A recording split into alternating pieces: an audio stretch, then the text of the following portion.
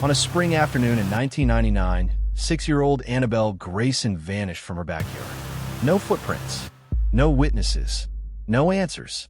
For 22 years, the case remained frozen in grief, until a woman walked into a small-town police station and whispered, "I'm Annabelle. I'm ready to come home." What followed was a media frenzy, a mother's hope reignited, and an investigation that unearthed a terrifying lie. One that led detectives to a forgotten cult, a fake identity, and a truth more disturbing than Annabelle's disappearance itself. April 18, 1999, Charleston, West Virginia. 6-year-old Annabelle Grayson was riding her pink tricycle in the backyard of her family's modest suburban home. It was 1:16 p.m. Her father, Greg, was fixing the side gate.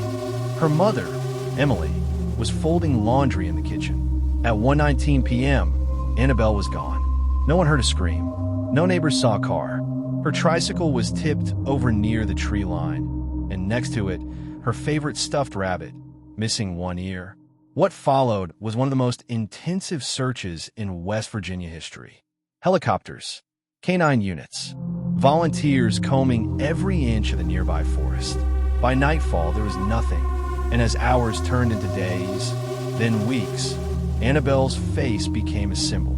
A photo pinned on telephone poles, milk cartons, and news reports. But after 5 months, the media left. After 2 years, her parents stopped receiving calls. The case went cold, another missing child swallowed by silence. Emily Grayson never moved away. She kept Annabelle's bedroom exactly as it was. Stuffed animals arranged, drawings still taped to the wall. The calendar still read April 1999. Greg, her father, couldn't cope. He turned to alcohol. Their marriage shattered in 2003.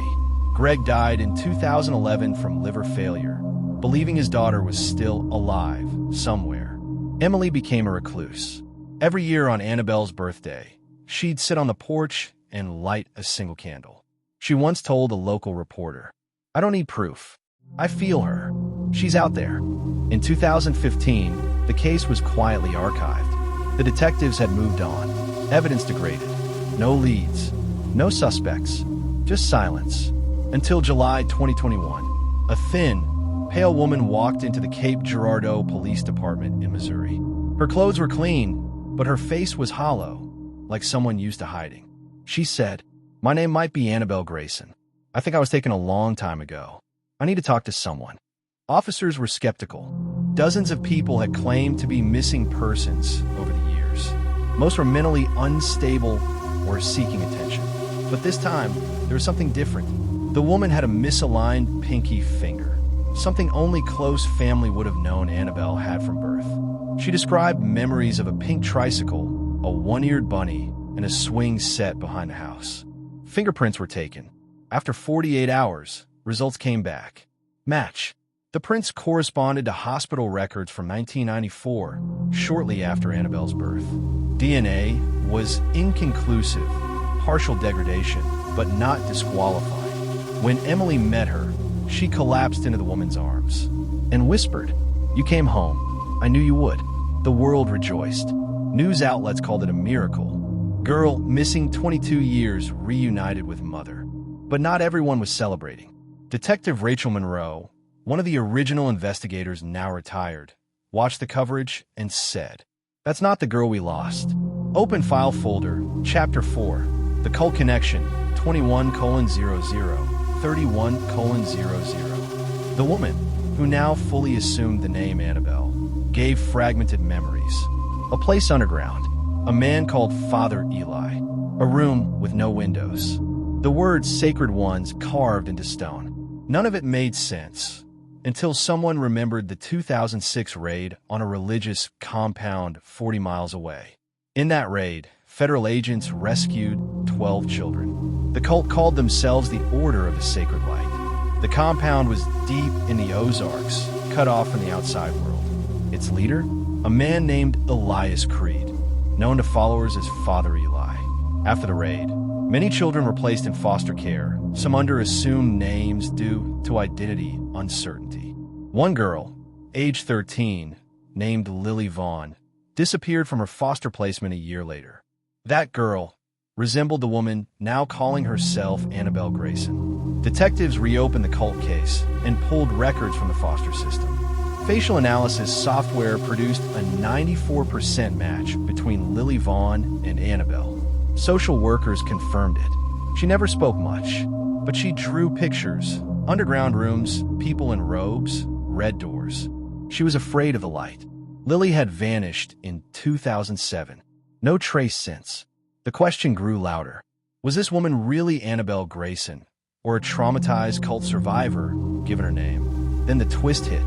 One fingerprint database error had connected her to a forged birth certificate, documents the cult created to hide abducted children. The woman's real identity was fabricated. She wasn't Annabelle. She was Lily. But Lily had been told she was Annabelle since childhood, and she believed it. Through therapy, Lily described rituals the cult performed: a wooden box with photos of children, a stone room with no clocks, a mantra repeated: "You were taken to be cleansed. Your past is dead. You are reborn." She remembered other children, some punished, one named Annie. Detectives went back to old files. One former cult member, now imprisoned, admitted in an interview. They brought in a girl from West Virginia, said her parents were sinners. She was reborn through silence. The timeline fit. Annabelle had been there, but she hadn't survived. A shallow grave on the cult's former property, discovered in 2012 and unidentified, matched dental records after retesting. Annabelle Grayson died at age 6. Her remains had been found nearly a decade before Lily ever came forward. So why claim to be her? Because Lily was told her name was Annabelle. For years, to erase her own identity, to bury the truth. Emily Grayson, after 22 years of hoping, now had an answer, but not the one she wanted. She held Lily's hand during the press conference and said, "She may not be my blood, but she's someone's daughter, and she didn't choose any of this." Lily entered psychiatric treatment. She still struggles with memory dissociation. She doesn't always know who she is. The cult's founder, Elias Creed, was found dead in prison in 2022. He never confessed. And Annabelle Grayson? She became a symbol, not of hope, but of what happens when systems fail to protect the vulnerable. When children disappear not once, but twice. First from their families, then from their own minds. Because in this case, the scariest part wasn't the disappearance. It was what replaced the truth. What would you do if someone returned home after 22 years, only to find out it wasn't really them? Was Lily a victim, a believer, or both? Let us know in the comments. Don't forget to subscribe to Shadows Files for more dark, true stories that never leave you.